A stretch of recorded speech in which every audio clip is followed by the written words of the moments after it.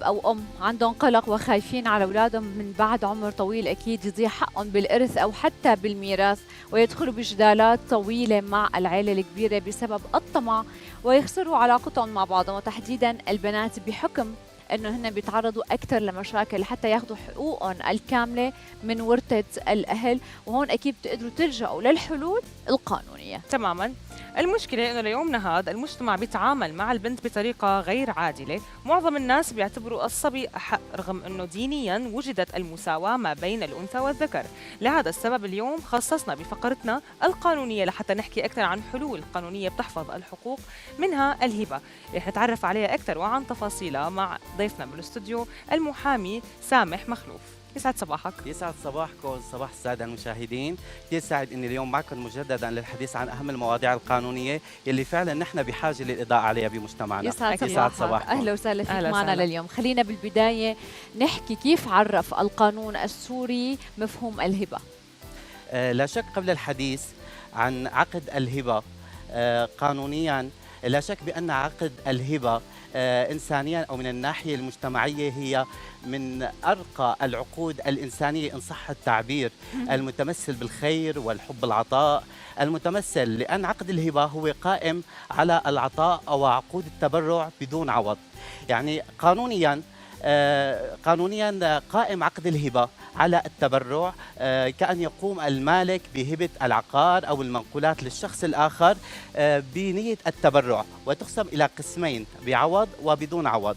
بعوض مثلا أن تكون الهبة بين الأب وبين الابن بدون أي مقابل مادي، فهنا تقسم إلى العوض بدون عوض. أما العوض هنا لا يجوز أن يتبرع أو يتجرد من الموهوب له. نعم، الموهوب له يتجرد من النية التبرع، كأن يفرض التزامات على الموهوب له. مثلا بيقول له على سبيل المثال: أنا بدي أوهبك هذا العقار، ولكن بالمقابل رح يكون في شرط معين، إنه أنت مثلا تخصص لي راتب معين مدى الحياة. فهون هذا اسمه هبة بعوض مشروطة أو بمقابل مادي. طبعا أكيد محل الهبة يمكن أن يكون عقارات ومنقولات، وأغلب الأشخاص ما عندهم ثقافة حول موضوع الهبة. يعني مثلا تبادل الهدايا ببعض المناسبات اللي بتصير بمجتمعنا، أعياد الميلاد أو الأعراس، هو يعتبر من قبيل الهبة. يعني أنا ما بصير مثلا أقول لشخص من سبيل الناحية الأدبية أنا هديت شخص هدية معينة، إنه بعد فترة أنا هديتك كذا، لأنه يعتبر من قبيل الهبة. وبدي نوه لنقطة كثير مهمة، إنه أغلب الناس بمجتمعنا الثقافة ناقصة جدا حول الهبة. من أي ناحية؟ من ناحية أنه ما عم يعرفوا يفرقوا بين الهبة وبين عقد البيع. يعني الهبة أغلب الناس بيعتقدوا أنه ممكن تكون بين الأب والأم أو بين الأقارب حصرا، ولكن هذا الشيء مغلوط تماما، لأن بيتم أكيد بين الأقارب وبين الأباعد. كل شخص هو حر تماما بماله، وأنه يتصرف فيها بالشيء اللي بيرضيه والشيء اللي بيملي عليه القانون. ولكن المصطلح اللي بيختلف عقد البيع وأيضا عقد الهبة هو مقدار الضريبة.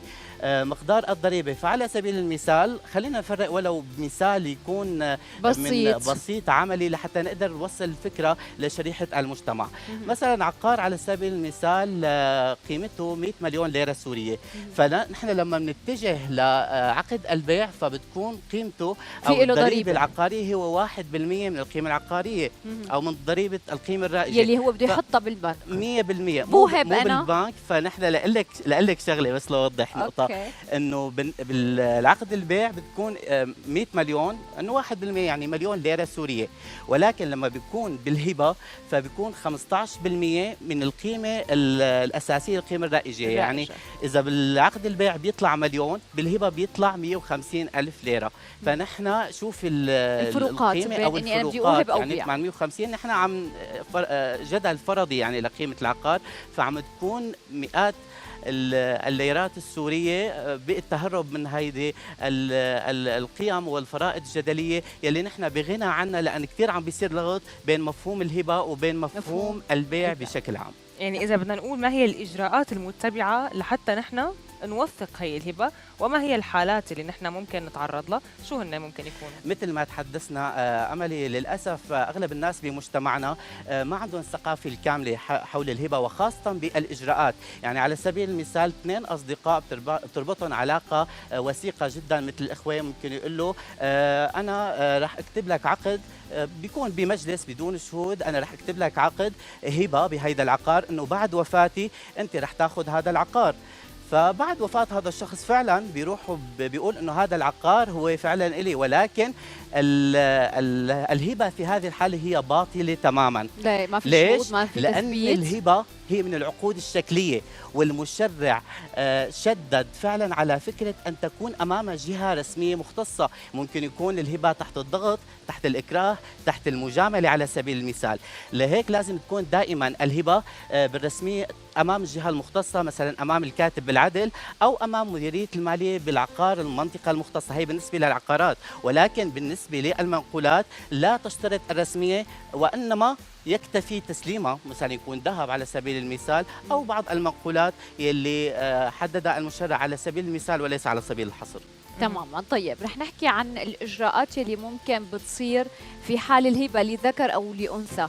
هل في تفرقة بيناتهم؟ وإذا كانوا تحت ال 18 عام كيف ممكن يتم التصرف بهي الهبة للموهوب له؟ أكيد ما في فرق. الهبة هي بتتم سواء لذكر أو لأنثى، للأقارب أو الأباعد، على مبدأ أنه الشخص هو حر بالمال الذي يديه ويتصرف بالوجه الذي يمليه القانون. ولكن في كثير نقطة يعني مهمة. حتى الأهل ما بيقدروا يعترضوا؟ اليوم أنا وهبت لشخص غريب، أولادي، زوجي، أبنائي، ما بيقدروا يعترضوا عليها لهي الهبة؟ في حالة وحيدة قرر القانون السوري لما بيكون الشخص هو مريض مرض الموت، فإذا الشخص قام بهبة عقاراته الكاملة فهون تنحصر في حدود الثلث، تنحصر في حدود الثلث. ولكن إذا أجاز الورثة فتعتبر صحيحة 100%. بدنا ننوه لنقطة كتير مهمة بالنسبة بمجتمعنا، كتير عم بتصير يعني العفو، ولكن بفترة الانحطاط الأخلاقي وبالأزمة السورية، وأيضا كتير فترة النزاعات اللي عم بتصير بمجتمعنا، أشخاص عم بيكونوا مهجرين خارج الوطن.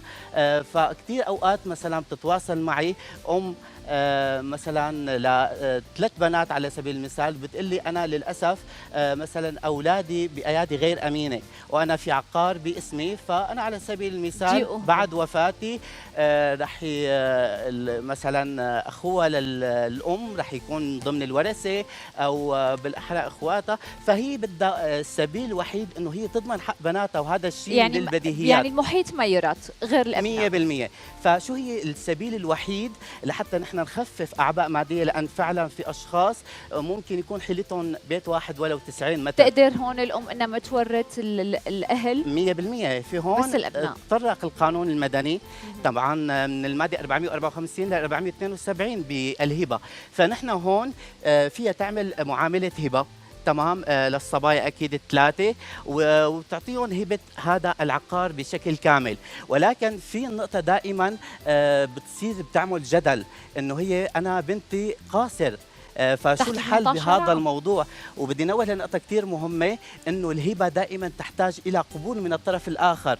فإذا كان الشخص فوق 18 فهو عادي من البديهيات بينزل أمام الكاتب العدل أو أمام مديرية المالية وبيوافق يعني على الهبة. ولكن المشكلة لما بيكون هذا الشخص تحت 18، فهون القانون فرق بين نقطتين كتير مهمين لازم ننوه عليهم.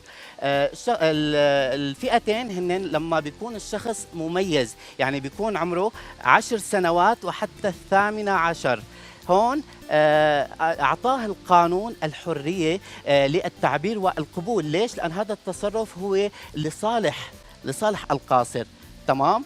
ولكن لما بيكون شخص غير مميز، يعني عمره أقل من 10 سنوات، فهون كمان عم نشوف القانون السوري يعني جانب إلى جانب مع القصر بخصوص هذا الموضوع، فأتاح لقبول الهبة حتى للقصر ولكن بموافقة وليه أو القاصر.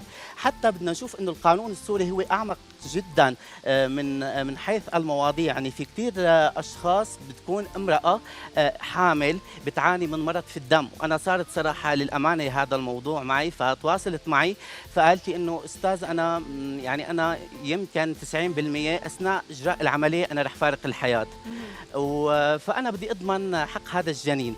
فقالت لي انه في مجال نحن نعمل الهبه لهذا الجنين. فهون للاسف القانون تعتبر الهبه باطله بهاي الحاله. ليش؟ لانه الهبه تحتاج الى موافقه من الطرف الاخر، والطرف الاخر غير قادر على الابداء، غير موجود، وبالتالي تعتبر الهبه باطله. طيب في شويه الحالات اللي لا يجوز التراجع عنها في الهبه، امتى احنا ما بنقدر نتراجع ابدا؟ طبعا بدنا نعرج لنقطة كثير مهمة. مثل ما في قصص ما بنقدر نتراجع عنها، في أكيد في قصص مثلا ممكن يكونوا على سبيل المثال إخوة متحابين وفعلا ما في بيناتهم أي مشاكل، ولكن لضمانات مادية ممكن يعمل للشخص هبة، فممكن يتفقوا على سبيل المثال إنه نحن نتراجع عن هاي الهبة، فبيروح الواهب والموهوب له فعلا للدائرة المختصة وبيتفقوا على التنازل عن الهبة. هي يكون بالاتفاق بين الطرفين، ولكن بحال وجود خلاف يكون هناك الحالة القضائية، ولكن لازم يكون في هناك مبررات بعد إجازته من القضاء وعدم وجود موانع من موانع الرجوع عن الهبة يلي رح نحكي عنها مباشرة. مثلا الموانع اللي مستحيل انه تمشي الحال او يتراجعوا عن الهبة، توفى احد طرفي الهبة الواهب والموهوب. لما بيتوفى الواهب على سبيل المثال ممكن يجوا الورثة ويقولوا انا بدي اعترض على هذه الهبة، او بدي اقول انه هيدي الهبة منا نظامية، فبهالحالة تعتبر الدعوة التي تقام هي باطلة، لأن الرجوع عن الهبة هي محصورة بشخص الواهب حصرا. مثلا بين الازواج على سبيل المثال، في مثلا بيقولوا اليوم الزوج او الزوجه وهبوا، الزوج والزوجه ممكن على سبيل المثال تقول انا بدي اكل او بعقل زوجي حلاوه، بدي اعمل له يتنازل لي عن الهبه. بعد فتره فعلا هو بيعمل تنازل عن الهبه، فهون لا يوجد مجال للتراجع حتى ولو صار طلاق. فبدنا نشوف كيف المشرع السوري هو فعلا صارم. الزوج والزوجه ولا الزوج والزوجه؟ يعني اليوم كمان الزوجه ممكن تاخذ رجل ويكون عنده املاك وتوهبه 100%، في حال الطلاق ما بيرجع له 100% حتى ولو صار طلاق. ولكن هون كمان بدنا نشوف المشرع السوري قديش دقيق. بحال كان في خطبه ممكن يصير مثلا تقول له انا بدي اضمن حقي، مثلا تعمل لي هبه. فهون في قصص لما بتصير هبه بين الخطيب والخطيبه لا يجوز التراجع عنها وفقا للقواعد المقرره بالقانون. كمان في نقاط كثير مهمه نحن بنتحدث عنها، انه مثلا شخص على سبيل المثال بيحب اعمال الخير، فبيتبرع مثلا لوزاره الاوقاف ارض او عقار معين لبناء جامع. فبهي الحاله اكيد يعني اكيد العفو لا يتم التراجع، ما بصير التراجع عنه، لانه يعتبر من اعمال البر والتقوى حسب مقاصد الشريعه الاسلاميه. في كثير قصص كمان بالتراجع عن الهبه، كان من اهمها مثلا نحن محاصيل زراعيه على سبيل المثال في ارض مزاريع كبيره، فتم تلف الشيء الموهوب له في يد التالف، اكيد لا يجوز التراجع عنه اكيد. فهيدي من القصص اللي كثير نحن عم نجابهها بقانوننا وبمجتمعنا السوري على سبيل المثال. يعني استاذ عن جد اعطيتنا معلومات جديده علينا يمكن ما كنا بنعرفها، وفي كثير من بعض من الاشخاص كمان عم يحضرونا استفادوا كثير من المعلومات القيمه اللي اعطيتنا اياها.